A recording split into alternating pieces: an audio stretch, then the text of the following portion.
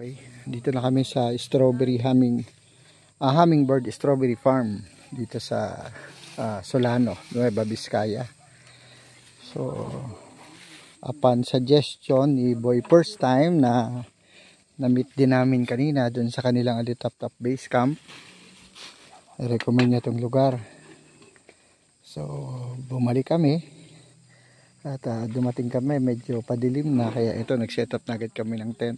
Actually meron kaming katabi, may tent din na una sinasir dito. Bukas na tayo magluluto ng ano. So nagpe-prepare kami ng aming punan. Yan yung aming tent, dalawa lang naman kami, yung maliit na tent lang. So ito nagsasaing na.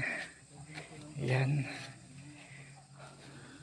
maganda tong lugar, napakaganda. Bukas ng umaga makikita nyo sa pag nag-video kami. Ayan si Irog, may dala kaming upuan, may dalang lamesa. Since hapon na kasi nung kami umakyat dito, bumili na agad kami ng lutong ulam. Tapos yun na lang, magsasaing na lang kami ng kanin namin. Bukas ng umaga na kami magluluto ng panibagong ulam namin pang almusal. Lutong ulam na lang binili namin. Bukas na kami magpipritong itlog.